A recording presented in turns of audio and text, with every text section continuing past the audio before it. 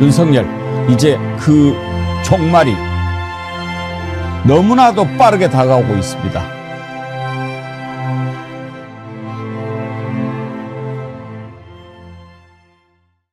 애청자진 여러분, 안녕히 주무셨습니까?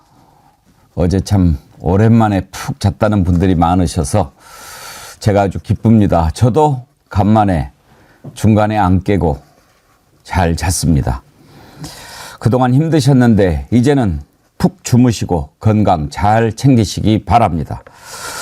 내란숙의 윤석열을 사법심판대에 올려놓았으니 대한민국의 법과 원칙에 따라서 처리될 것입니다. 경제가 걱정인데 경제도 이제 잘 될 겁니다. 오늘 보니까 주식시장도 다시 활기를 되찾는 모습인데요. 경제도 다시 살아나서 따스한 온기가 자영업자, 배달업자, 재래시장 상인들에게까지도 두루두루 스며들면 좋겠습니다. 인생은 아름답고 역사는 진보한다. 김대중 대통령의 말씀이 생각나는 오늘 아침입니다. 생방송 백운계 정치 1번지 출발합니다. 정어리몰에서 설 선물 세트 준비했는데 소개해드리도록 하겠습니다. 지금 아주 반응이 뜨겁습니다. 그동안의 설 선물은 이번에 정어리몰에서 준비해 주시라고 부탁을 드렸는데 여러분들 많이 사랑해 주시고, 이번에 소개해 드릴 것은 그야말로 정어리몰에서 최대 히트 상품이었는데 언양불고기, 예, 다시 내놓았습니다. 원래 1+1+1 석장으로 판매하는데 명절에 더 풍성히 즐기시라고 모두 5장을 아이스박스에 선물 포장까지 해서 나간다고 하니까요. 정말 최고의 설 선물이 되지 않을까 싶습니다. 언양불고기는 이 생산 수량이 한정이 돼 있으니까요. 이번 설에 언양불고기를 선물하시고 싶으신 분은 좀 서둘러서 주문해 주셔야 할 거라고 정어리몰이 알려왔습니다. 판매가는 5팩에 39,900원 무료 배송이니까요. 주시는 분, 받으시는 분 다 부담 없이 할 수 있는 선물일 것 같습니다. 언양불고기는 정말 항상 추천해도 부족함이 없죠. 그리고 어제 사과 소개해드렸는데요. 사과 이게 정말 맛있잖아요. 엄청나게 달고 제가 이런 사과 처음 먹어봤는데 왜 그랬나 했더니 주로 선물용으로 나가는 사과 당도가 12브릭스인데 이게 13브릭스더라고요. 그러니까 달 수밖에 없더라고요. 정말 맛있어서 제가 이번 설에 지인들에게는 선물을 이거 사과 해야 되겠다 해서 지금 주문을 했는데요. 사과 많이 계속 사랑해 주시고, 혹시 또 과일하면 사과하고 배 있지 않습니까? 정어리몰이 나주배도 준비를 했습니다. 사과 말고 배로 준비하시고 싶으신 분은 나주배 세트 정어리몰에서 준비하시면 됩니다. 한 가지 더 알려드릴게요. 다음 주가 설 선물 보낼 수 있는 마지막 주인데 지금 50세트, 100세트 대량 주문건이 많이 들어오고 있어서 정어리몰 번호 대량 주문하면 할인을 해준다고 합니다. 1551에 3158, 1551에 3158로 대량 주문하시면 그런 혜택을 받으실 수 있습니다. 여러분 많이 이용해 주시기 바라고요. 오늘 함께 하실 세 분 패널 소개합니다. 윤경호 퓨처미디어 연구소장님, 신유진 변호사님, 안진걸 민생경제연구소장님, 어서 오십시오. 안녕하십니까. 안진걸 소장님 축하합니다. 네네네. 애 많이 쓰셨습니다. 온 국민이 다 같이 애를 쓰셨죠. 우리 정어리원들께서 얼마나 애를 쓰셨습니까? 그동안에 참 1인 시위 하시느라고 감기 떨어진 날도 없고 또 그 와중에 상도 당하시고 애 많이 쓰셨는데. 많은 일이 있었는데 아무튼 어제부터 너무 기뻐갖고 그냥 웃음이 떠나지 않고 있습니다. 기쁘죠. 기쁘면서도 참 많은 생각이 들었습니다. 우리 대한민국에 어쩌다가 저런 사람이 대통령이 돼서 나라를 이 지경으로 만들었을까? 우리 대한민국이 지금 어디쯤 와 있는가? 대한민국의 민주주의는 앞으로 가고 있기는 한데 좀 여러 생각이 많이 들더라고요, 윤경호 소장님. 제가 어제 이제 아침 상황 지나고요. 잡혀진 점심 식사 시간이 가까운 친구들이었거든요. 대학 친구들. 근데 그 중에 지난 대선 투표 때 흔히 말하는 윤석열 지지를 공헌한 몇몇 친구들이 있어요. 그들에게 제가 좀 조롱을 했거든요. 야, 도대체 어쩌다가 그랬더니 손가락 자르지 못해서 정말 부끄럽다. 그 1637만이었나요? 그러니까 그분들이 그냥 속았다 또는 뭐 다른 쪽이 싫어서 여기를 찍었다. 이제 그런 식의 투표, 증오 투표 그거 그리고 한 번, 두 번 만에 이 이미지를 보고 그냥 택하는 거 이런 거 얼마나 쓴 후유증을 낳느냐 이거 알 수 있을 것 같고요. 뭐 어저께 저는 윤석열 얘기하면서 제가 아침에 채널 종편 채널 출연하는 곳에서 제가 그런 말을 했습니다. 윤석열이라는 자에게 딱 한마디의 단어를 적용하자면 한자로 어려운 말이지만 비루. 참 찌질하고 참 지저분한 그 비루라는 어려운 한자 말이 어쩌면 그렇게 윤석열에게 어울릴까 끝까지 하는 작태를 보면서 그래요. 예, 제가 그 말씀 드렸는데 저는 어제 뭐 아이고 체포됐으니까 좋다 이거보다 마음이 더 예. 정말 예. 아팠습니다. 그런 생각이 죽겠더라고요. 들었어요. 어떻게 저런 사람이 그래도 이 나라가 대한민국이 얼마나 자랑스러운 나라입니까? 그래 그런 나라의 대통령을 할 수 있었을까? 참 신유진 변호사님도 어제 잠 잘 주무셨나요? 어제는 진짜 모처럼 잠을 잘 잤습니다. 왜냐면 그 전날은 거의 잠을 못 자고 또 실시간 상황을 봐야 됐기 때문에 잠을 못 잤는데 저는 이 윤석열이라는 자가 대통령이 된 데는 정말 우리 사회에서의 그 가장 큰 욕망의 표출, 나도 욕망을 가질 수 있고 그걸 표출하면은 된다라는 것에 대해서 좀 윤석열이라는 자를 활용해서 저자가 만약에 우리를 위해서 일을 해준다면은 누구보다도 앞장서서 가장 강력하게 싸워줄 것 아닌가. 저자를 도구로 활용할 수 있다라고 착각했던 국민들이 표를 준 것도 큰 이유가 되지 않았나. 그래서 사실은 명태균 씨도 그 이야기를 한 바와 같이 뭐 윤석열 자체를 뭐 평생 자신이 모실 사람을 생각하지 않고 그 다음 주자 바로 이준석을 생각해 염두에 두고서는 윤석열을 대통령 만들겠다고 도운 거 아닙니까? 처음부터 이제 김건희에게 카톡을 보낸 것만으로도 뭐 이준석과 뭐 3번을 다짐했다 이렇게 대통령 만들고 다음에는 이준석 너를 대통령 시켜줄게 이렇게 했다고 하는데 그런 것처럼 도구로 생각해서 대통령을 뽑았는데 이 괴물이 될 줄은 몰랐던 거죠. 괴물이 될 줄 몰랐던 사람들이 있는 반면에 이 괴물을 계속 갖고 있는 것이 자신들의 현 상황에 맞다라고 하는 사람들은 여전히 괴물을 지지하는 거고요. 그런 생각이 들더라고요. 예. 마지막까지 부정선거도 이야기하고 있던데요. 그러니까요. 진짜 저희 선관위 직원분들은 단식 삭발농성이라도 해야 될 것 같아요. 아니 지가 당선된 선거를 부정선거라고 주장하는 자가 마지막까지 부정선거로 선관위를 엄청 공격하고 있는데 선관위 직원들이 좀 더 적극적으로 입장을 뭐 개개인도 그렇고 집단적으로 냈으면 좋겠고요.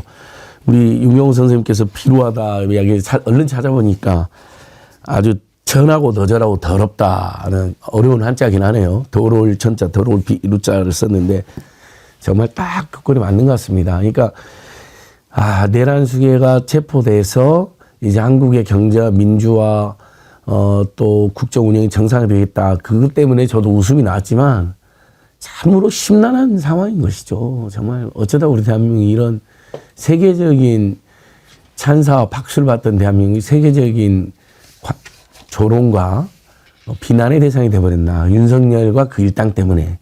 그만 생각하면 지금도 너무너무 분합니다. 예. 아까 우리 신유진 변호사님이 욕망을 얘기하셨는데 그 욕망의 사슬이라고 그럴까요? 거기에서 대한민국이 언젠가부터 벗어나지 못하고 갇혀 있었던 게 아닌가 그런 생각도 들더라고요. 일본 가수 사다 마사시라는 사람이 부른 노래 가운데 바람에 맞서는 사자라는 노래가 있는데 아프리카 케냐로 의료봉사를 떠난 한 의사가 이제 그 편지를 쓴 내용을 가지고 만든 노래인데 거기에 보면 그런 구절이 나와요. 여기 와서 이렇게 의료봉사를 이렇게 하면서 우리나라가 그러니까 일본이죠. 언젠가부터 잘못된 길로 들어서고 있다라고 하는 생각을 떨칠 수가 없다. 우리 일본 하면 옛날에 경제동물 뭐 이런 표현 많이 쓰지 않았습니까? 그냥 출세, 성공, 돈 이런 것만이 최고의 가치라고 생각하고 달려왔다라고 하는 것을 반성하는 그런 글이었는데 윤석열이라고 하는 괴물이죠. 저런 사람이 탄생한 것 바로 윤석열을 이용해서 더 권력을 누리고 재산을 늘리고 그러려고 하는 어떤 욕망의 사슬 체계가 이 대한민국에 좀 고착이 되어 있다고 그럴까? 그런 게 만들어낸 게 아닌가 싶더라고요. 예. 저는 딱 이 말씀은 오늘 딱 드리고 싶었는데요. 어저께 들어간 경찰, 그다음에 공수처 수사관들, 뭐 검사들이 의외로 경호처에 저항이 없어서 놀랐다. 이런 대목의 얘기가 나중에 나왔잖아요. 저는 그래서 그걸 보면서 자, 12월 3일 밤에도요. 투입된 계엄군 일선의 총을 들고 동원된 병력 중에 상당수가 소극적으로 처신을 하고 심지어는 거부도 했다. 어저께 경호처의 일선 병력도 저는 소극적으로 대응을 하고 거부도 했다. 저는 그렇게 믿고 싶어요. 그래서 이 87년 우리가 6.29라는 그 무혈혁명, 민주화를 이뤄낸 이후에 태어난 세대들은 이걸 온몸으로 이걸 저항을 하는구나. 온몸으로 이걸 받아들이는구나. 그러니까 부당한 명령에는 거부하고 불복종도 할 줄 알고요. 그 근저에는 이 계엄 사태 때 총뿌리 앞에 몸을 던져가면서 이걸 막아낸 민주 시민들의 저항. 그러니까 이런 것들이 온몸에 체화되어 있는 세대들이 우리 사회의 지금 주역이구나, 주축이구나, 이런 생각이 들어서 그 윗세대들은요, 어떻게 보면 좀 비겁하고, 어떻게 보면 이기는 편이 항상 우리 편이고, 왜? 생존을 위해서.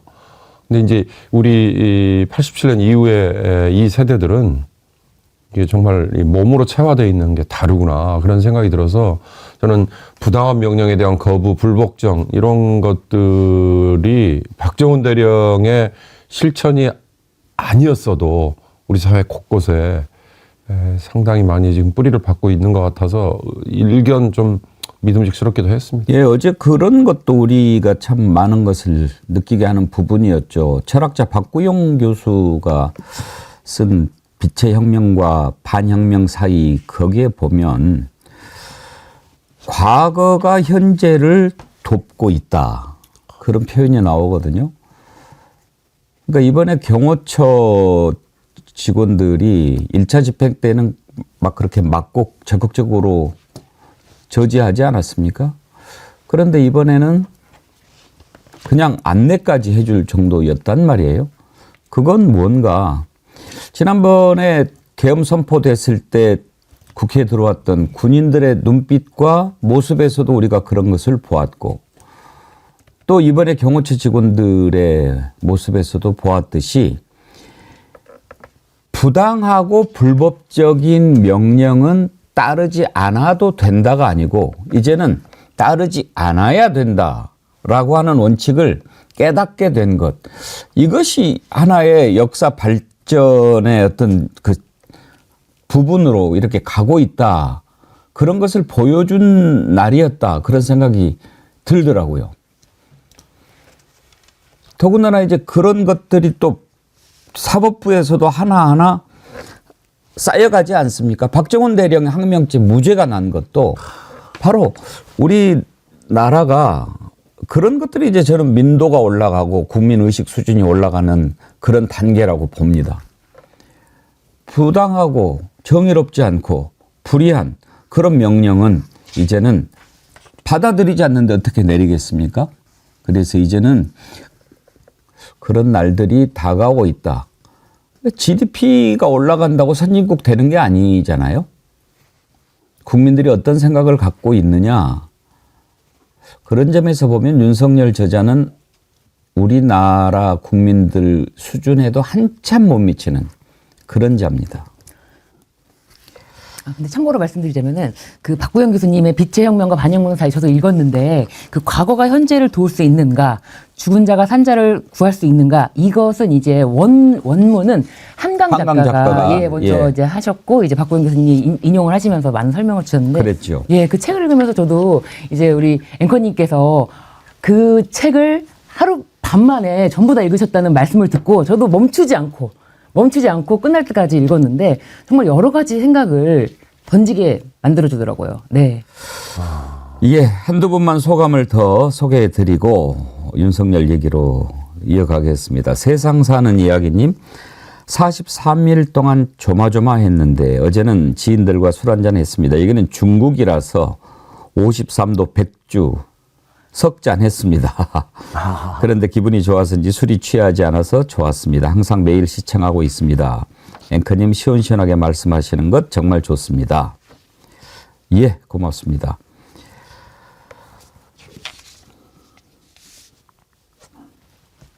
달빛님, 괴물을 모르는 게 아니라 괴물을 볼 줄 모르는 눈이죠. 지혜 안목이 없는 게 문제죠. 그러셨습니다. 예, 이렇게 함께 해주셔서 감사합니다. 자, 윤석열 내란 수계 어제 서울 구치소에서 첫날 밤을 보냈지요. 오늘 공수처에서 또 조사를 받아야 되는데 어제 조사를 받는데 한마디도 하지 않았다는 거예요. 그러니까 되게 이제 신유진 변호사님, 네. 그걸 인정신문이라고 하죠. 네, 맨 처음 맞습니다. 시작할 때 이름이 어떻게 되냐, 주소가 주소. 뭐냐, 직업이 뭐냐 네. 이렇게 물어보는 거. 네. 그 인정신문은 이제 기본 절차 아닙니까? 맞습니다. 거기도 대답을 안 했다고 하더라고요. 아무 대답을 하지 않았다고 해요. 그러니까 본인이 들어가기 직전에 체포되기 직전에 남긴 영상 메시지가 있지 않습니까? 그 영상 메시지에서 본인이 지금 체포라는 말도 안 씁니다. 출석하는 것은 이 공수처의 수사를 인정하는 것이 아니다라고 얘기를 했기 때문에 그 자신의 말과 모순되잖아요. 인정신문에 답변을 하면은. 그렇기 때문에 자신의 말과 모순되지 않는 행동을 하기 위해서 인정신문조차 본인의 이름, 주소 뭐 이런 것조차도 대답을 하지 않는 태도를 일관하고, 이거는 이제 묵비권 행사하기 전 단계인데도 불구하고 이거를 모두 아무런 반응 없이 묵묵하게 있다고 해요. 근데 한편으로는 윤석열 씨가 이렇게 피의자로서 현재 묵비권을 행사하는 게 수사기관으로서는 매우 다행이다 라고 생각이 들어요. 왜냐하면 만약에 대답을 하잖아요. 답변을 하면은 답변을 또 받아 적어야 되고, 그게 질문만 200페이지가 넘는다고 하는데 예. 그러면은 답변까지 하고 나중에 다시 한번 그게 답변이 제대로 되어 있는지 검토도 하거든요. 검토도 하고 일일이 그러면 이건 수정해달라, 이 부분은 수정해달라 요청하고, 그럼 그 작업만 또 몇 시간이 걸립니다. 근데 아무런 답변을 하지 않기 때문에 아무런 수정할 것이 없고, 그렇기 때문에 오히려 단축시킬 수가 있다. 오히려 그 48시간이라는 제한된 시간 내에 그 200페이지에 달하는 그 질문을 모두 할 수 있겠구나 하는 생각은 들었습니다. 이제 구속영장 청구를 하게 될 텐데 이렇게 묵비권을 행사하는 거 본인한테 도움이 안 되지 않습니까? 일단은 본인은 자신은 이 공수처에 지금 수사권 자체가 없다라고 예. 주장을 하고 있기 때문에 아마 구속영장을 청구한다고 하더라도 영장 실질 심사에서 그런 이야기를 하겠죠. 공수처는 수사권이 없다. 이런 이야기를 할 텐데, 지금까지 보여준 태도, 체포되는 과정까지 했던 말들이 있지 않습니까? 이게 단지 본인이 안 했다라고 한다고 없어지는 말이 아니라 뭐 총이라든지 경호처에게 총 사용이라든지 총이 안 되면 칼 사용이라든지 이런 제보까지 다 나왔던 것들이 있는데 모든 것을 부정하고 본인은 체포영장도 부정하고, 그리고 체포영장에 대해서는 이의신청이라는 절차가 없습니다. 그런데 무엇보다도 검찰총장 출신이 이의신청으로 체포영장을 집행을 방해하고, 이런 모든 행동들이 다 법원의 사법기관을 무력화하려는 것으로 봐서 구속영장은 무난하게 발부가 될 것 같습니다. 체포영장을 집행한 지 48시간에 이제 구속영장을 청구를 해야 되니까요. 어제 오전 10시 33분이죠. 체포영장 집행 시간이. 그러니까 내일 오전 10시 33분 전에 이제 구속영장을 청구를 해야 될 텐데, 원래는 오늘 또 나와서 조사를 받아야지요. 그런데 오전에는 못 나오겠다. 그래서 오후에 2시로 잡았는데 그것도 이제 안 나오겠다고 하는 거예요. 오전에 못 나오겠다라고 해서 안진걸 소장님 저는 그럴 만도 해. 오전에 일어나 본 적이 없으니 뭐 되겠나 그런 생각이 들던데 그것도 이제 안 나오겠다는 거예요. 그러니까 완전히 끝까지 비루함을 넘어서 그냥 무법자입니다. 내가 곧 법이고 왕이고 짐이 곧곧 가는데 뭘 나를 자꾸 이렇게 체포하러 오고 수사를 받겠냐.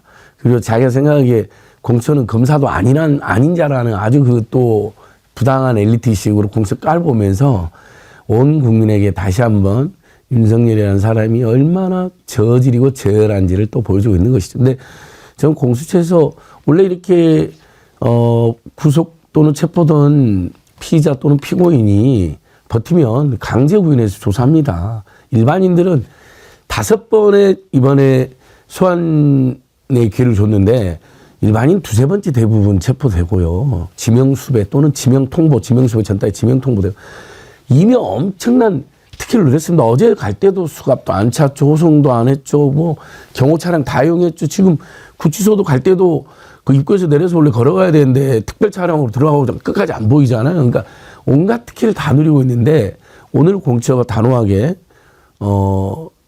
강제 구인해서라도 조사를 해야 된다. 일반인들은 다 그렇게 하거든요.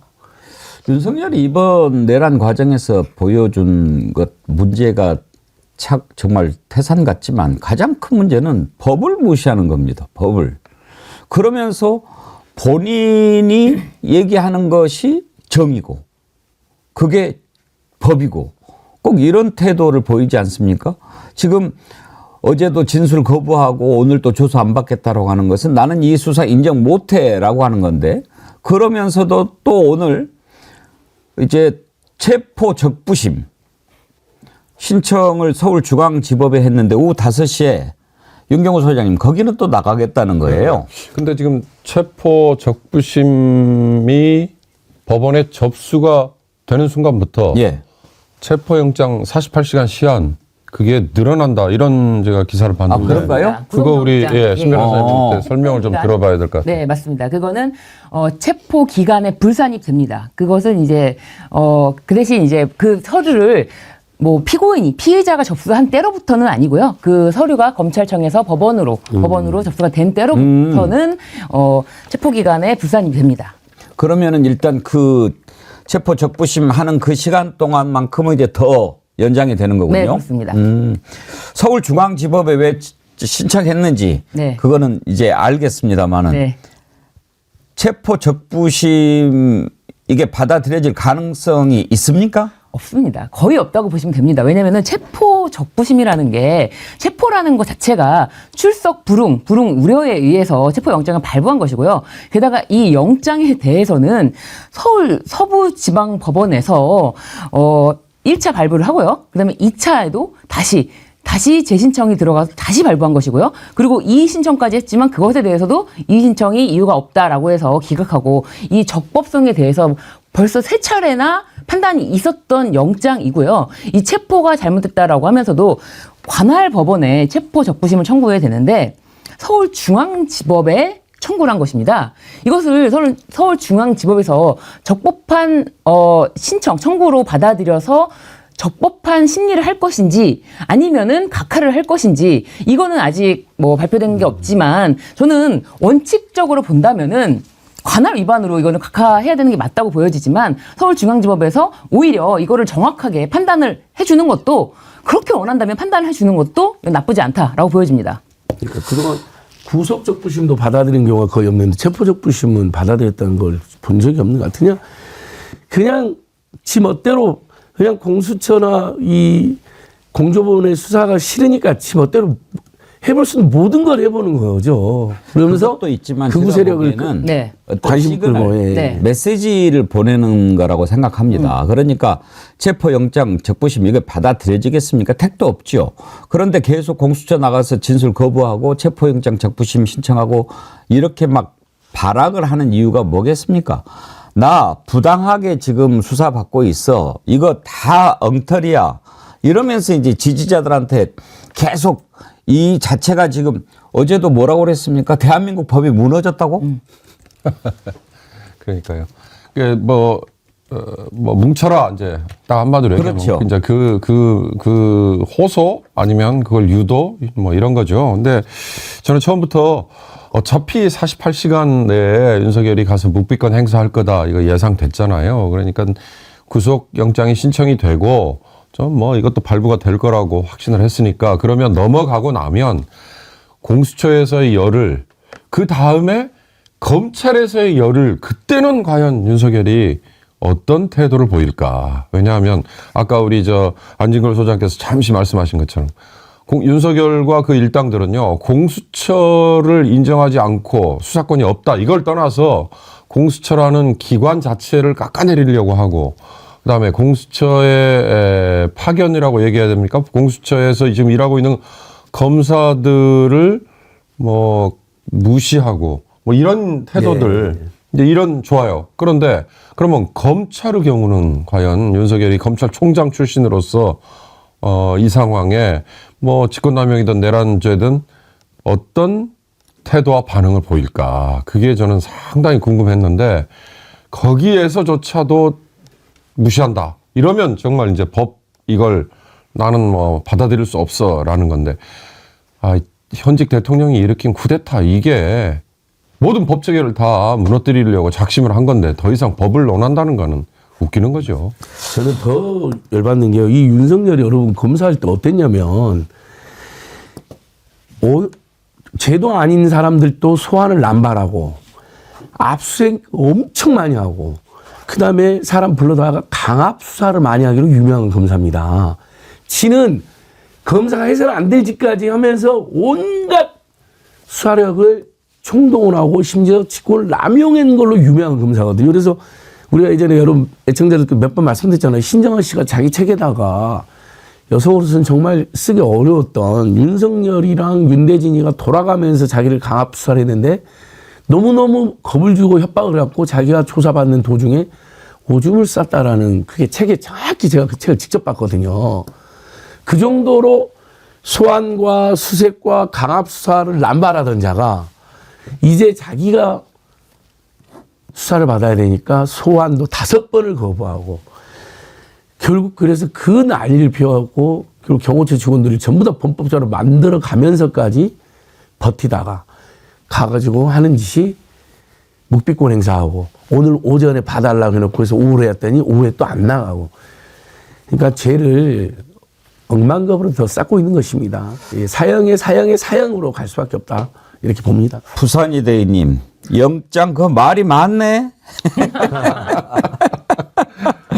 은별님 감옥에 왕자 크게 써놓고 그 방에서 혼자 왕노릇하고 평생 사셔.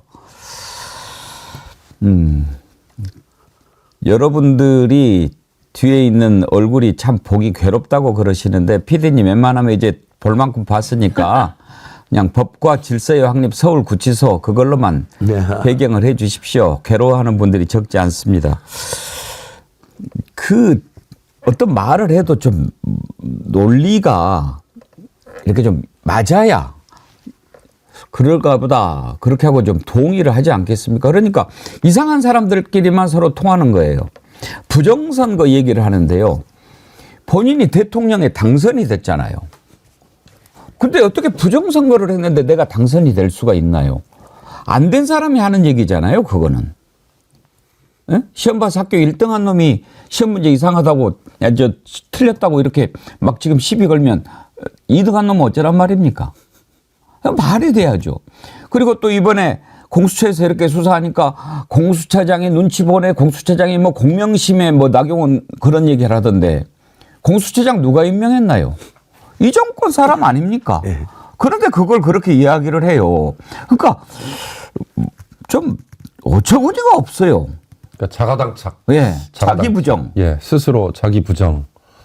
뭐 거짓말을 한번 시작하면 10가지를 동원해야 그 다음 거짓말을 덮을 수 있는 뭐 그거하고 비슷한 건데 제가 그 우스갯소리 그때 한번 말씀드렸던 것 같은데요. 윤석열에게 언도할 수 있는 게 내란 수괴죄, 사형, 무기징역, 무기금고 그렇잖아요. 근데 요즘에 형사범들에게 금고라는 형은 사실상 쓰지 않는다는 거잖아요. 과실범일 경우에 금고가 과실범. 나옵니다. 네네. 근데 금고가 더 가혹한 형벌이라는 거 얘기 들어보셨습니까? 뭐 못 움직이고 일을 노역을 안 못 하는 나가게 게 오히려 하니까 방 안에 그냥 가둬만 놓으니까 이게 더 우스갯소리일 수도 있는데요. 그만큼 국민들의 증오가 크다는 거, 분노가 크다는 거, 증오라고까지 얘기하면 뭐 너무 그렇습니다만 분노가 크다는 거. 저는 윤석열이 그런 그 불법적인 짓을 저질렀을 때 제 스스로가 국민의 한 사람으로서 모욕감이 느껴지더라고요. 모욕감. 도대체 국민을 얼마나 우습게 알면 이럴까. 그러니까 그에 응당한 벌을 줘야 됩니다. 그 부정선거에 대해서 말씀을 하셨기 때문에 한 말씀 더 드리면은 이제 헌재에다가 2차 답변서를 제출했는데 그에 대해서 뭐 많이 알고 계시는 부분은 그 포고령 1호는 국회 해산권이 있을 당시에 계엄령을 김용현이가 잘못 베꼈다. 그건 실수였다라고 하는데 그 뒤의 내용이 굉장히 과간입니다. 이 부정선거의 배후는 중국이고 그리고 중국의 재력을 앞세워서 민주당은 부정선거로 당선이 됐고 중국의 재력을 통해서 북한과 중국의 식민지로 우리나라를 만들려고 하고 있다. 이런 주장을 답변서로 제출했다는 겁니다. 어떻게 민주당이라는 정당이 지금 우리나라를 식민지화 시키려는 중국과 북한 세력의 앞잡이다. 이런 내용을 변호인들이 헌재에 답변서로 제출하면서 이것이 바로 비상계엄을 해야만 하는 이유였다라고 하는 것인지 주장을 하는 것인지 이걸 어떻게 납득하겠습니까? 근데 그걸 망상이라고 해야 될까요? 아니면 어떤 의도를 가지고 하는 거라고 봐야 할까요? 안진걸 소장님은 어떻게 보십니까? 둘 다가 다 있는 것 같습니다. 아. 망상과 가짜뉴스 중독으로 시작을 했는데 그거 말고는 비상계엄과 친위 쿠데타를 설명할 게 단 하나도 없기 때문에 그러니까 예를 들면 야당이 너무 까불어서 경고하려고 했다. 이것도 자기들이 생각하기에 이건 헌재에서 도저히 받아들일 수가 없으니까 이제 마지막으로 극우 지지자들을 집결도 시키면서 헌재의 재판관들한테 못 모아놓은 거 한번 찔러라도 보자. 야, 부정선거였어. 지금 대한민국이 중국 식민지가 됐는데 선관위에서 직원 90명을 체포했는데 중국인 해커들이 이런 말도 안 되는 짓을 지금 가짜뉴스를 엄청 퍼뜨리고 그걸로 마지막으로 해보는 건데 그러면 그럴수록 더 고립되는 거죠. 그래서 제가 아까 계속 말씀드린 게 저는 아쉬운 게 선관위는 지금 자기 직원들 수백 명이 체포되고 고문까지 당할 뻔했는데 더 적극 나서야 된다는 겁니다. 극소수지만 부정선거를 믿는 사람이 있다는데. 저 낯짝을 빨리 치워달라는 글들이 많이 올라오는데요. 이게 이제 지금 방송 중이라서 바꾸는데 우리가 녹취를 하나 들으면 그 사이에 사라지고 없을 겁니다. 이 망상을 갖고 있는 자들이 한두 명이 아닌데 그것도 기록인데. 별로 안 보고 싶은데 윤상현 의원도 참 왜 그러는지 한번 들어보고 한번 분석을 해보죠. 윤상현 의원 얘기를 한번 들어볼까요? 네.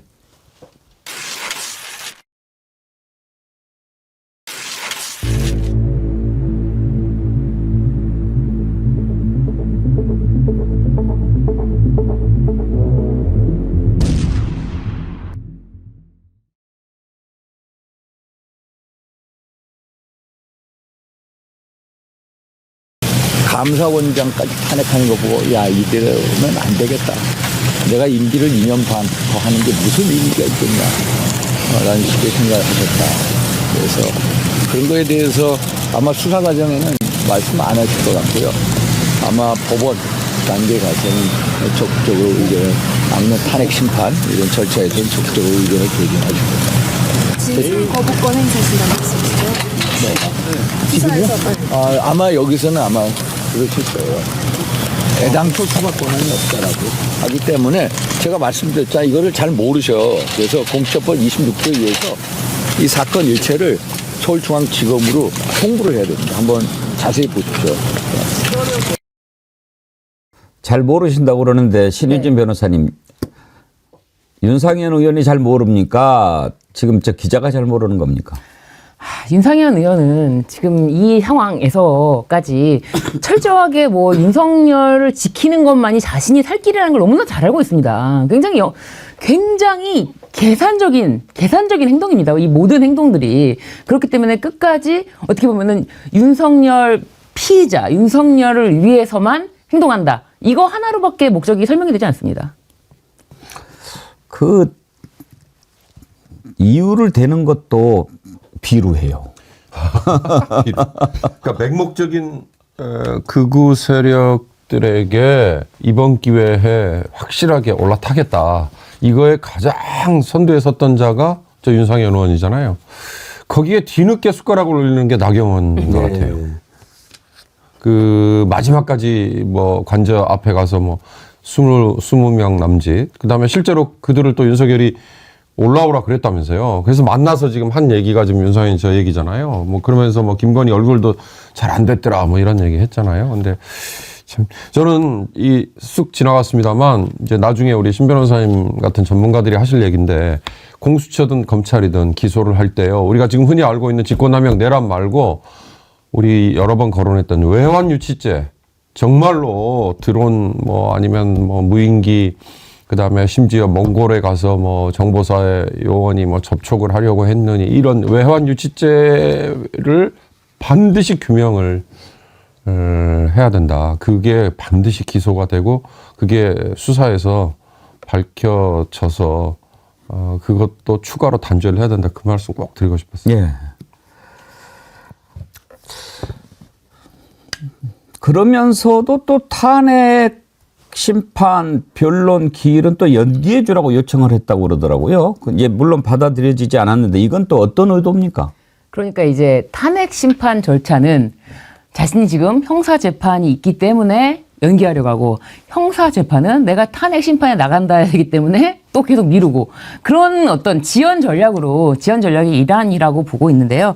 뭐 말씀드린 것처럼 지금 서울 서부지법에 체포적부심 청구한 것이 아니고 서울중앙지법에 청구하지 않았습니까? 이것도 마찬가지입니다. 이것도 전혀 이럴 수가 없는 이렇게 여태까지 전례가 없는 정도로 관할 법원에 하지 않는 지금 현재 체포영장을 발부한 서부지방법원이 아닌 서울중앙지법에 하면서 그냥 혼선시키고 교란시키려고 하는 거예요. 그러면서 이제 자신들이 하고 싶었던 거는 서울 서부지법에서는 아예 관할권이 없다라는 주장을 관철시키려고 하는 건데 이 모든 것이 그냥 지연 작전, 시간 끌기 작전이라고 저는 그렇게 보여지는데 시간 끌기를 교묘하게 하면서 사실은 이 판단을 일반인들이 이렇게 했다.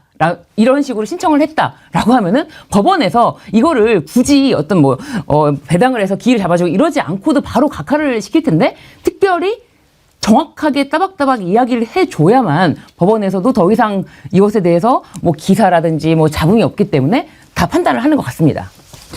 이은주님, 이번 기회에 내란 수계 윤석열뿐만 아니라 동조 세력, 선전 세력, 선동 세력, 고무 세력, 추종 세력, 찬양 세력까지도 싹 다 처벌해서 역사 속의 본보기로 삼아야 합니다. 전두환을 사면해 준 것이 지금 이 사단의 발단일 수 있습니다. 이번 기회에 잔뿌리 하나까지도 깡그리 다 뽑아내야 합니다. 그런 글을 주셨는데 사면에 대해서도 지금 이제 법안을 준비하고 있다고 들었는데 안진걸 소장님 예를 들면 그런 것은 한번 해볼 수가 있을 것 같아요. 지금 이제 뭐 대통령의 무조건 사면에 대한 것에도 여러 가지 이론이 있는데 적어도 이 공동체의 어떤 규범이라든가 기본 가치를 무너뜨리려고 했던 자에 대해서는 사면을 허용하지 않는다. 예. 뭐 이런 명문 규정이 좀 있어야 되지 않겠나. 그렇습니다. 맞습니다. 예. 예. 이건 계속 우리가 말씀드린 진보 중도 보수 좌우의 문제가 아니라 일종의 대한민국을 아예 파괴하고 망가뜨리려고 외계인이 침범한 상황이거든요. 그런 외계인이 침범하고 그 외계인에 필요하게 협조한 자들이 있는 상황에서 그걸 나중에 또 적당히 대통령이 했으니까 사면을 이러면 대한민국 진짜 망하는 겁니다. 또 다른 내부의 괴물 같은 자들이라는 외계인이 대한민국 만만한 나라다 하고 또 언제 이런 짓 저지를지 어떻게 합니까? 다시는 이런 짓을 못하게 하려면 역사에 교훈을 남기려면 사면조차 되지 않아서 감옥에서 사형 선고를 당하거나 아니면 거기에 준해서 감옥에서 생을 마감하게 하는 전례를 특히 이런 파쇼 독재자 같은 짓을 한 자는 그렇게 함으로써 영원히 이런 짓은 꿈도 못 꾸는 그런 대한민국을 만들어야 돼요. 그래서 저는 뭐 어제도 뭐 나경원 막 그런 정말 이 사람들이 완전히 정말 흔히 말하는 맛이 안 돼갖고 뭐 살인범 현행범에도 법과 원칙대로 하는 그런 사람들 댓글이 다 그래. 살인범이면 당장 제압해가지고 수갑 채워서 제일 무겁게 대한다. 윤석열은 살인보다 더 무서운 죄를 저질렀는데 그것을 체포도 하지 말아라. 수사도 하지 말아라 한 자들이 너무 기가 막힌 거죠. 그래서 더 사면조차 되지 않는 엄벌로 가야 된다. 이렇게. 앞으로 제가 계속 그 캠페인을 할 생각입니다. 사면을 손댄다면 저는 기본적으로 대통령에게 부여된 특별 사면이라는 권한 예. 그 자체가 왕조시대의 유물이다. 저는 거기에 100% 동의하거든요. 한번 생각해 보십시오. 삼권 분립 있잖아요. 대통령은 그 삼권 위에 있는 존재인 양 법원에서 확정한 처벌을 대통령이 무슨 권한으로 그걸 싹 지워줍니까? 예. 그게 왕조시대 유물이잖아요. 그런 차원에서 저는 이 특별 사면이라는 거는 차라리 확 줄이거나 아예 없애는 게 맞다. 일반 사면은 놔둘 수 있어요. 일반 사면은 가석방부터 시작해서 뭐 양형 뭐 여러 가지를 좀 조절해주는 뭐 모범수 등등등등 몇 가지 그러니까 요건만 명확하게 해놓으면 되는 거죠.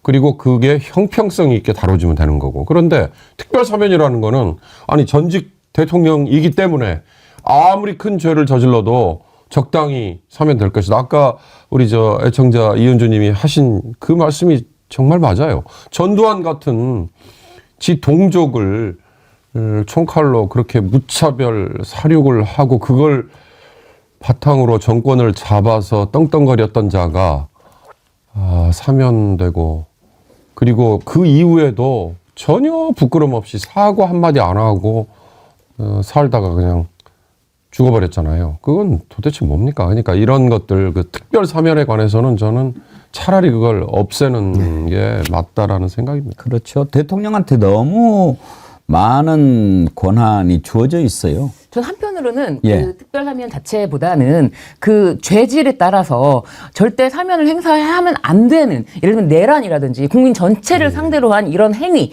이런 범죄자들에게는 절대로 사면권이 행사되면 안 되겠지만 필요한 경우도 있다고 저는 보여지기 때문에 특별사면권 행사에 대해서 그 내용적인 규제를 하는 거는 필요하다고 봅니다.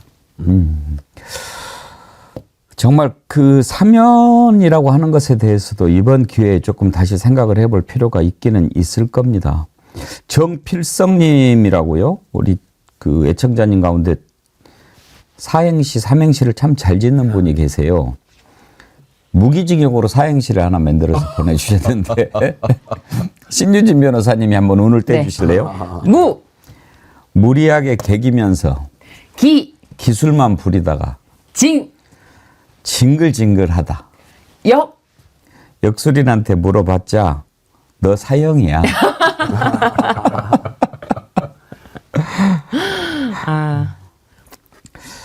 이제 윤석열은 일단 이제 우리가 참 큰 일을 하나 했습니다. 이 국민들이 해낸 겁니다. 물론 어제 가만히 생각해 봤어요. 누구누구를 칭찬해야 될까? 제가 공수처 많이 혼냈는데 이번에는 잘했다고 얘기해 줄 수 있어요. 경찰도 잘했습니다. 경호처 뒤늦게 정신 차리고 가담하지 않은 것 칭찬할 만합니다. 뭐 그렇게 저렇게 해서 이제 바로 세워져 나가는 거죠. 그런데 무엇보다도 우리 국민들 정말 그 추운 겨울에 하필이면 또 눈도 많이 오는데 키세스 해가면서 이렇게 해낸 국민들이 이렇게 만들어내지 않았습니까? 그래서 저 말도 안 되는 자가 이 나라를 더 이상 망치는 것을 일단은 스톱을 시켜놨는데 그 참 잘한 일입니다. 이제 트랙에 올려놨으니까 그거는 그냥 이제 맡기고 우리가 지켜보는 것이 이제 중요할 것 같습니다. 제대로 하고 있는지. 지금도 이제 몇 줌, 한 줌도 안 되는 것들이 저렇게 뭐 해방을 놓고 그렇습니다만 중요하지 않습니다. 이제 앞으로 갈 거고 신경을 좀 써야 될 것이 트럼프 새로 이제 취임하면서 출범하는데 우리가 어떻게 한미 관계 새롭게 만들어 가야 되는가, 또 국제 문제도 일단 트럼프 취임 앞두고 벌써 이스라엘 협정, 휴전 협정도 이루어지고 또 러시아 우크라이나 전쟁 24시간 안에 끝낸다고 그러는데 뭔가 또 수를 내겠지요. 그런 와중에 북한에 대해서는 지금 핵 보유국 지위를 인정하는 듯한 발언을 하고 너무나 복잡하게 지금 국제 정세가 바뀌고 있지 않습니까? 이런 상황에서 우리나라 안보 문제, 대외 문제 이런 걸 지켜보는 것 매우 중요한데 이런 걸 빨리 하기 위해서는 리더십이 필요합니다. 지금 최상목 대행하는 것 보면 좀 매우 실망해요. 그렇게 야무지거나 똑똑해 보이지 않죠. 이번에 보여준 걸 보면 아, 저자는 평생을 이렇게 저렇게 눈치만 보면서 살아왔던 직업 관료구나. 그냥 그 수준에서 벗어나지 못하는구나. 리더는 결단력이 있어야 되거든요. 판단하고. 근데 그런 게 전혀 없어 보이더라고요. 그리고 이제 경제, 그러면 이제 경제 전문가니까 경제라도 좀 살려야 되는데 경제 지표를 보면은 너무나도 이게 맞아떨어지잖아요. 윤석열에 대해서 뭔가 제법 정부, 뭔가 시스템에 따라서 착착착 처리되는 걸 보면 이게 올라갔다가 또 그렇지 않은 것 같이 보이고 저항하고 그러면 또 떨어지고 이런 모습을 보입니다. 어제도 체포됐다고 그러는데 확 올랐다가 진술 거부한다고 그러니까 또 빠지고 막 그러더라고요. 일단은 이제 구치소에 집어 넣어놓으니까 오늘 좀 괜찮죠, 지수가? 그렇습니다. 지표가? 그러니까 그 모든 게 흔히 말하는 불확실성이 해소가 되면, 그러니까 우리보다 앞서서 선진국이라고 자임을 하는 나라들, 경제 또는 뭐 다른 정치 분야 이런 것들이 뭐냐면요, 법과 제도잖아요. 이미 돼 있는 게 그에 맞춰서 예측 가능하도록 이게 굴러가느냐, 이제 그거거든요. 그러니까 경제라는 건 그렇게 예측 가능해야 투자도 하고 그 투자를 발판으로 뭐 주식시장이 작동이 되고 뭐 이런 거란 말이죠. 그러니까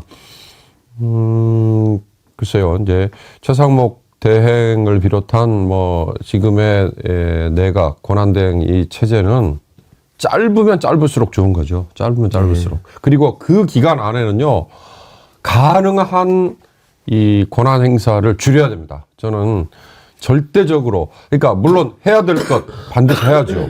이 해야 될 것은 뭐냐? 아까 제가 말씀드린 법과 제도를 갖추는 측면에서 또는 법과 제도에 정해져 있는 건 해야 됩니다. 예를 들어 헌법재판관 임명 같은 거, 이런 거는 본인이 자의적으로 선택할 수 있는 게 아니잖아요. 최상목 대행의 권한과 기간은 가능한 짧아야 된다. 저는 그 얘기 드리고 싶습니다. 네. 민생경제연구소장님께서 특히 이제 경제 쪽 잘 들여다보고 계실 텐데 지금 위기죠. 엄청난 위기죠. 그 소매 판매가요. 예. 21년 만에 최저로 확인이 21년 됐습니다. 만에. 그러니까 모든 통계가 다 최악으로 납니다. 그러니까 서민들이나 중산층들이 마지막에 돈 없을 때 하는 게 신용카드 돌려막기잖아요. 그 신용카드 대출도 50조 가까이 최대. 근데 돈은 그렇게 빌려놓고 못 갚잖아요. 연체율 최대. 마지막에 깨는 게 보험하고 적금 깨잖아요. 먹고 살기 힘들면 보험, 적금, 해줄 최대. 이렇게 다 최대고, 그러니까 당연히 돈도 없고 빚만 많고 이자만 나오니까 은행들은, 역으로 여러분 열받게, 은행은 수익이 최대, 서민중산층들은 소비가 최악. 이렇게 다 이게 맞아떨어져서. 그래서 올해 경제성장률 또 어제 오늘 보니까 하향. 1.6%가 지금 하향 전망이 나왔어요. 거의 그냥 대한민국. 그 다음에 또 12월 달 이 내란 사태 정점에서 12월에 일자리가 확 줄어들었습니다. 사람들이 고용도 안 해버리는 거죠. 어떻게 될지 모르니까. 그러니까 아주 그냥 지극한 불확실의 그런 악몽에 지금 대한민국이 빠져 있는 거죠. 근데 앵커님께서 말씀하신 것처럼 그나마 윤석열이가 체포되니까 코스피가 2,500 이상으로 뛰고 지수가, 그다음에 환율이 조금 안정이 됐습니다. 이제 시작인 거죠. 그래서 만약에 구속 확정되면 저는 주가 더 뛰고 환율 더 안정된다. 그러다 파면 확정되면 그때는 완전 다시 정상화 계기로 간다. 그래서 그때까지 여러분 어제는 푹 주무시고 이번 주까지 푹 주무시되 토요일 날 집에 또 한번 나와주시고 제가 내일 나경원 하도 자기를 고발해달라니까 제가 내일 국민의힘 앞에 가서 나경원 고발합니다. 뭘로 고발? 내란 선전 선동이라든지 예. 특수공무집행 방해라든지 그리고 그거 하려고요. 그 고발하면서 다시 한번 국민들한테 왜 윤석열은 재판을 빨리 하고 이재명 늦게 하냐는 헛소리 개소리를 하는데 나경원이야말로 지금 1심 6년째 진행되고 세상에 여러분 그 명확한 2019년도 국회 난동 사태 온 국민이 다 봤고 영상도 다 찍혀 있고 증언자도 다 남아 있고 최입의 전 의원이라든지 피해자들도 다 엄벌을 원한다고 다 이야기하는데 6년째 1심 재판 진행하고 있는 경우가 어디 있습니까? 그런 특혜를 누리고 사는 자들이 이재명 재판 늦다고. 국민의힘 의원들이 나경원 들으라고 하는 얘기 아닐까요? 그렇죠. 제가 이재명 대표의 그 변호인과 얘기를 나눠봤는데요. 정말 재판 지연이라는 말도 안 되는 프레임 좀 그만 말해라. 왜냐하면 검찰이 증인 신청을 무작위로 몇백 명을 한다는 거예요. 수백 명을 하는데 네. 아직 당연히 시간이 걸리죠. 그 증인 신청을 하면은 앞으로 이제 윤석열도 이제 헌재에다가 증인 신청을 아마 무더기로 할 거예요. 그럴 경우에 재판을 지연하겠다는 그런 의도가 있는 거거든요. 그런데 재판이 빨리 진행되길 바라면은 검찰에서 증인 신청을 좀 줄여라. 오히려 이 정도로 얘기할 정도로 재판 지연은 오히려 검찰이 하는 거 아니냐. 이렇게 이야기를 하고 있습니다. 맞습니다. 예, 이보경님, 안진걸 소장님 턱선이 생겼네요. 고생하셨습니다. 예. 박시영 님도 안진걸 소장님 1인 시에 빅모상까지 여러 가지 힘든 일이 있으셔서 얼굴이 안 좋으시네요. 빨리 쾌차하세요. 그런 걸 주셨습니다. 감사합니다. 안진걸 소장님을 응원하는 분들이 많아요.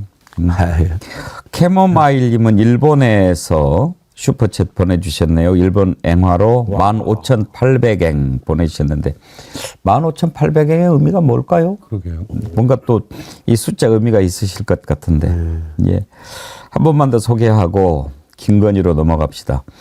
아까 사행시 소개했는데 제재마래님도 사행시를 보내주셨어요. 무기징역으로.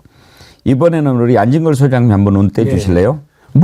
무식한 놈이 기가 막히게 계엄을 선포했는데 징그럽게 버텨봤지만 역시나 우리가 바라는 대로 깜빵행. 그게요. 역술인을 행정관으로 채용도 하고 별짓을 다 했던데요. 그러게 말해.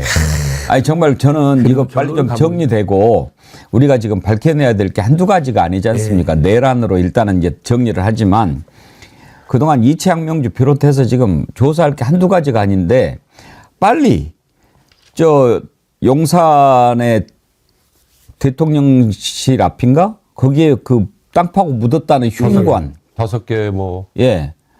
그거 뭐 들었는지 좀 빨리 좀 알아봤으면 좋겠어요. 이거 무슨 쇠를 심었다는데 이제 사실은 아니 살아있는 음모론이 짐승을 아니라 그대로 넣어가지고 예. 저 뭐 제물로 바쳤다고 뭐 그런 얘기 나오지 않나요? 그러니까요. 다 밝혀내야 됩니다. 완전 나라를 말이에요. 뭐 점쟁이 나라로 만들어 놔가지고. 자, 김건희가 말이죠. 지금 뭐 어제 혼자 있었겠지만 어젯밤에 제2컴퍼니구나. 갑자기 김건희가 아틀란타로 최은순이랑 같이 떠난다는 제보를 받고 막 인천공항으로 가는 장면을 봤어요. 사실 확인이 아직까지 안 된 걸로 봐서는 아닌 것 같은데 뭐 김건희 출국 금지를 안 해놓으니까 지금 여러 얘기가 나오지 않습니까? 김건희를 빨리 또 정리하는 것도 매우 중요합니다. 지금 윤석열보다 자잘한 죄는 김건희가 더 많이 있지 않습니까? 이거 지금 김건희를 풀지 않고는 여러 가지 의혹들을 풀 수 있는 방법이 없습니다. 이 부분 한번 살펴보도록 하죠.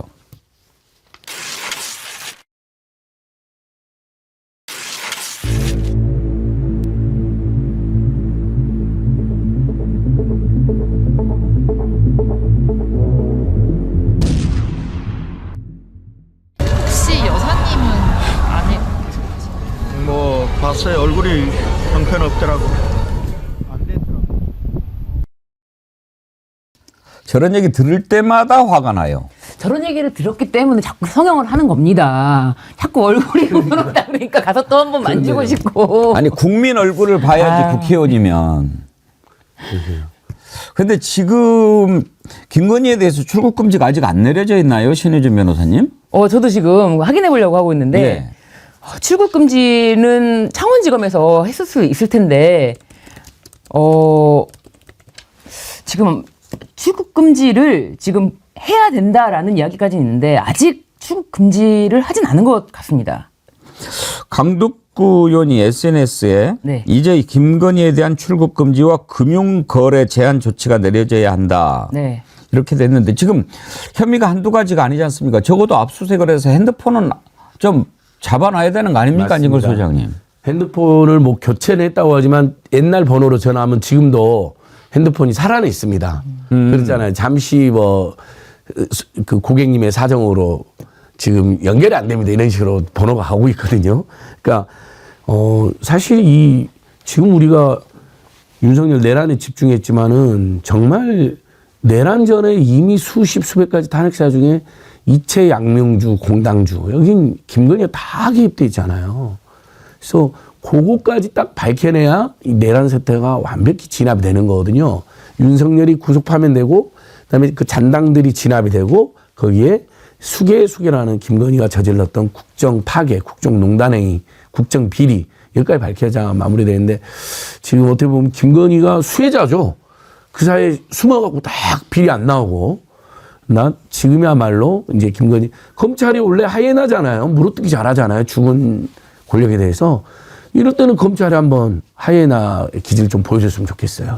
이미 창원지검에서는 그 김건희, 싸우고서 나오네. 명태균 그리고 윤석열 이 자들에 대한 관계가 굉장히 자세하게 나온 수사 보고서가 11월 4일에 작성된 것이 있었기 때문에 이 내란 전에 이미 창원지검에서는 알 만큼 알고 있었어요. 그렇기 때문에 지금 그것에 대해서 지금 하는 것도 창원지검에서는 너무 늑장을 부리고 있는데 지금이라도 김건희, 윤석열에 대해서 이 부분에 대해서 조치를 하루빨리 취해야 되지 않을까 하는 생각이 듭니다. 이제 그런 점 때문에 김건희 특검법이 필요하다 이건데 네. 창원지검은 처음부터 지적이 됐잖아요. 정치자금법만 들여다보겠다.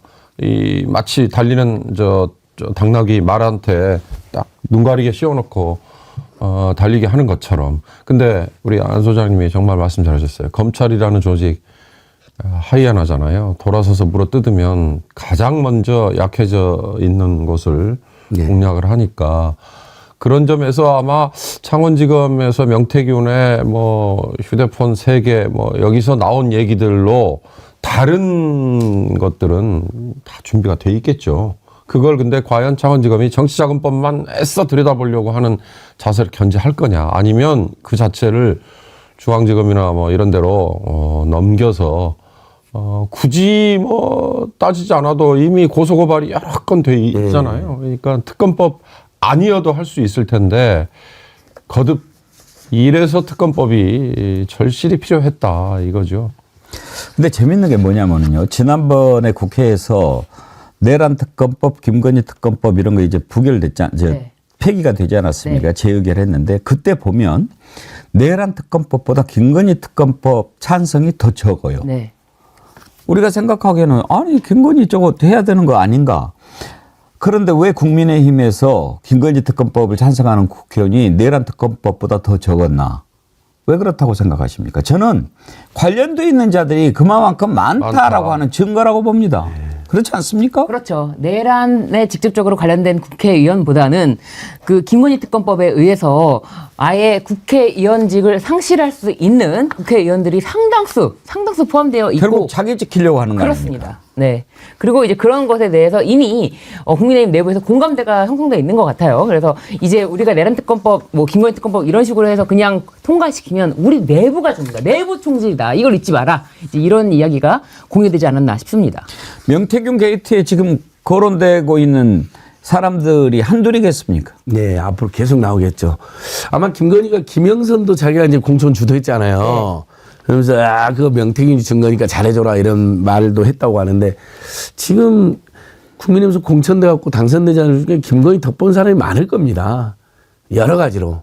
그러니까 김건희한테 꼼짝 못하는 거죠. 김건희가 입을 열면 자기들이 무사하지 못할 거니까 김건희가 또 실제 그렇게 협박도 많이 했잖아요. 내가 집고 나면 너희들은 무사하지 못할 거야 뭐 이런 말도 실제 음성 녹음도 있기 때문에 국민의 오늘 중에도 그냥 김건희 비호에 가담하고 있는 자가 여전히 많다 이렇게 보시면 그러니까 명태균, 김건희 그에서 추정 김영선으로 얘기되는 거 추정하듯이 아까 앵커께서 국민의힘 의원들 중에 지들이 연루된 게 많았을 것이다라고 하는데 저는 뭐냐 공천을 김건희한테 직간접으로 맞습니다. 부탁해서 예. 김건희 덕분에 공천을 받은 자들이 의외로 더 많을 것이다. 맞습니다. 그걸 지금 제일 떨고 있는 거다라고 짐작합니다. 조사하면 다 나오니까. 이향님, 잔불이 더 무섭듯이 잔당이 더 위험합니다. 왜 다 아는 사실인데 김건희를 저렇게 그냥 둡니까? 나홀로님. 아까 권영진 의원 얘기 듣고 하시는 거군요. 얼굴이 원래 형편 없었습니다. 성향에서 그나마 봐줄 만한 거죠. 참 진짜 그 권영진도 대구시장까지 한 자가 가서 그 특수고무 집행 방해 나오면서 김건희 걱정이 난 그 권영재 이름도 비슷하게 조계종 총무장 예방하니까 아 우리 의원님들이 마음이 안 좋다니까 국민들은 마음이 더 안 좋다고. 그렇죠. 우리 어르신이 권영진한테도 우리 국민들이 우리들은 온 몸과 마음이 다 상해버렸어 이놈아 이렇게 한마디 해줘야죠. 예. 근데 저는 권영진 의원의 저 말이 김건희에게 가장 거슬리지 않았을까. 얼굴이 형편없다. 에라이 씨. 답이 나왔잖아요. 원래 형편없는. 얼굴이 형편없더라. 에라이 씨. 내가 그러려고. 성형했는 줄 알아? 아. 오늘 참 마냥 기뻐만 하기에는 또 여러 가지 좀 숙제도 안고 있는 그런 날입니다. 그런 생각을 하고 있는데 안마르타님 슈퍼챗 보내주셨네요. 항상 안진걸 소장님 응원해 주시고 힘을 주셔서 배공기 앵커님과 스태프분들 감사합니다. 윤석열 때문에 잠 못 자고 일어난 아침에 배공기의 정치 1번지로 힘을 내서 남은 하루를 버티곤 했습니다. 또한 감사드립니다. 감기 조심하세요. 민생 증걸 드림. 우리 민생경제연구소 예. 팬카페 분들입니다. 그러시군요. 감사합니다. 예, 감사합니다. 이걸 한번 좀 생각해보고 오늘 순서를 마칠까 하는데요. 이제 우리가 해야 될 일들이 뭔가 한번 좀 생각해보는 시간을 가졌으면 좋겠습니다. 일단 잔당 또 김건희 이런 문제들 착착착착 처리를 해야 될 텐데 막 너무나 숙제가 많으니까 그 앞에 있는 그 흉관도 파봐야 될 것 같고 쭉쭉쭉쭉 거슬러 올라가 보면은 왜 용산으로 옮겼는지 그것부터 좀 따져봐야 될 것 같고 참고서가 있다면 우리 안진걸 소장님하고 임세현 소장님이 조국당과 함께 만들었던 지난 2년 반의 그 악행일지 있잖아요. 이거 보면 좀 정리가 될 것 같기는 합니다만 빠진 게 좀 있지만 예. 뭔가 좀 스케줄을 세워서 정리를 해가면서 하나하나 좀 청산을 해야 되지 않겠습니까? 한번 세 분 의견을 들어보고 싶은데 안진걸 소장님 뭐부터 좀 정리를 해야 될 것 같습니까? 저는 일단 어쨌든 이 내란 사태가 총정리되는 정리가 하나 있었으면 좋겠어요. 그러니까 백서 온 국민이 민주주의와 민생과 경제를 다시 생각하는 내란이라는 사태가 발생이 되면 어떻게 대한민국이 망가지고 우리 국민의 삶이 파괴되는지를 그게 총리가 하나 되고 그다음에 따로 이창명주 공당주 같은 윤석열 정권이 지난 2년 반 동안 얼마나 많은 비리를 저질렀고 그걸로 인해서 얼마나 많은 사회 정의가 파괴됐는가 이 두 가지 백서를 우리가 좀 잘 정리했으면 좋겠습니다. 아주 그래서 자세한 책자 형태도 나오고 온 국민이 보기 쉬운 뭐 한 장짜리 앱자보 같은 것으로도 이렇게 요약돼 가지고 실제 윤석열 김건희가 어떤 짓을 했는지가 다시 한번 좀 총정리가 돼야 된다. 다음 대통령이나 다음 정권이 누가 될지는 아무도 모릅니다. 그것은 역시 또 국민이 선택하는 건데 어쨌든 그 과정에서 우리가 투표를 제대로 못하면 얼마나 많은 고통이 있고 후퇴가 있는지를 총정리하는 작업은 매우 필요하다. 이건 꼭 뭐 야당에 맡길 필요도 없다고 생각합니다. 뜻 있는 언론인이든 시민들이든 아니 우리가 나무위키 같이 그런 집단지성 형태로 윤석열 김건희 악행 총정리 문서가 이런 조합 문서를 같이 만드는 것도 의미가 있을 것 같습니다. 신유진 변호사님 의견은요? 아, 진짜 말씀하신 것처럼 뭐 총정리를 만들어야 되는데 가장 중요한 거는 사실은 지금까지 드러나지 않은 내란에 있어서의 김건희 역할은 무엇이었을까? 아무런 역할을 하지 않았다. 이거 누가 믿습니까? 도대체 이건 상상할 수 없는 일 아니겠습니까? 근데 지금까지는 크게 김건희 역할이 드러나지 않았다는 점에 대해서 좀 밝혀야 되는데 지금 어제인가요? 김병주 의원이 국회에서 질의를 하면서 김태효 안보실장과 그리고 이제 안보실의 그 HID 요원 전직 요원이 왜 근무를 했는지 뭐 그런 질문을 통해서 밝히고 있는데 전직 요원이기 때문에 오비라고도 부르고 그렇다면은 김건희 씨가 연락했다는 그 오비가 혹시 안보실에 있는 오비인지 이런 문제부터 해가지고 밝혀야 될 문제가 많이 있다고 보여집니다. 그렇기 때문에 일단 내란, 가장 큰 범죄인 내란, 그리고 사실은 외환까지 지금 이 범죄에서는 빠져나갈 수 없을 텐데 아직까지 외환에 대해서는 검찰이든 뭐 경찰이든 아직 외환에 대해서만큼은 수사가 된 것이 없습니다. 지금 다 구속 기소된 자들에 대해서도 그렇지만 그래서 외환도 놓치지 말고 포함시켜서 이 부분까지 발본색원을 해야지만 이 정말 이 계엄을 통해서 우리나라를 영구 통치하려는 정말 영구 집권하려는 독재자가 되려는 그 야욕 이거를 뿌리 뽑을 수 있지 않을까 하는 생각이 듭니다. 예. 윤광호 소장님. 정책 방향을 어떻게 설정할 거냐. 왜? 지금 다음에 대통령이 될 사람은요, 6개월 이내, 아니죠, 2달 이내에 대선을 바로 치르면 인수위 없이 곧바로 취임, 뭐 또 이렇게 되잖아요. 그게 가져올 수 있는 혼란, 이걸 어떻게 막을 거냐. 그게 무슨 얘기냐면, 윤석열 정부가 취했던 거와 정반대 방향만 가면 그럼 된다고 생각할 거냐. 국민이 이걸 받아들일 거냐.